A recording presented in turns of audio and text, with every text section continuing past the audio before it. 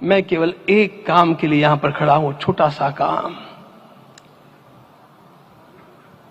कारण तो अनेक होते हैं, लेकिन अनेक कारण मिलते मिलते आखिर वे एक विशिष्ट स्तर तक पहुंच जाते हैं और उस स्तर पर कोई महापुरुष हम लोगों को उपलब्ध होता है और उस विभूति के कारण युग परिवर्तित हो जाता है। इस प्रकार का परिवर्तन लाने के लिए अपने जीवन को साधना पड़ता है और इस प्रकार जीवन साधने वाले हमारे इस देश की परंपरा के अनेक महान रत्नों में आज हम लोगों को समय की आवश्यकता, युग की आवश्यकता, सनातन के अंतःकरण की आवश्यकता के रूप में हमारे सम्माननीय प्रधानमंत्री जी प्राप्त हुए हैं।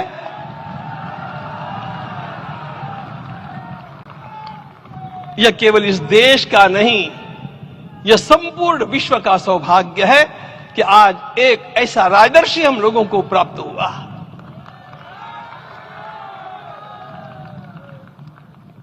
आपके मंगल हाथों से आज प्रतिष्ठा होने की बात थी, वह स्वाभाविक भी था, वो होना ही था मित्रों। लेकिन मुझे इस बात का आश्चर्य हुआ जब मुझे लगभग 20 दिन पूर्व समाचार मिले कि माननीय प्रधानमंत्री जी को इस प्रतिष्ठा के लिए स्वयं अपने लिए क्या क्या अनुष्ठान करके सिद्ध करना चाहिए, स्वयं को उसकी नियमावली आप लिख करके भेजें।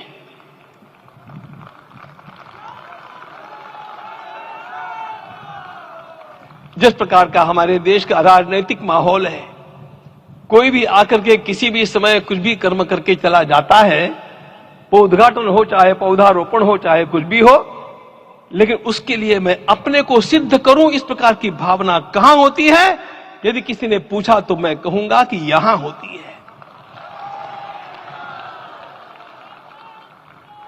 भगवान श्री राम की प्रतिष्ठा करनी है। भारतीय जीवनादर्शों के सर्वोच्च आदर्श भगवान श्री राम है और इन समस्त जीवनादर्शों की प्रतिष्ठा करने के समान ही यहां की प्रतिष्ठा रही है। इसलिए एक महान विभूति को ऐसे लगा कि मैं अपने को भी साधूं।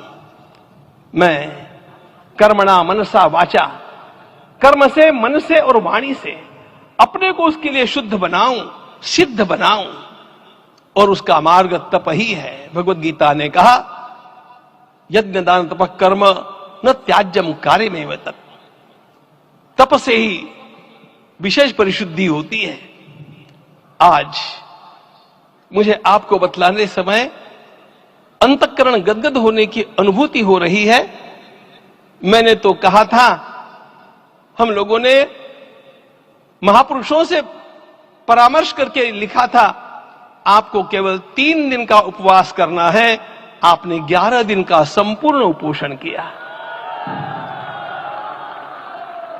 हमने 11 दिन एक भुक्त रहने के लिए कहा था, उन्होंने अन्न का ही त्याग कर दिया।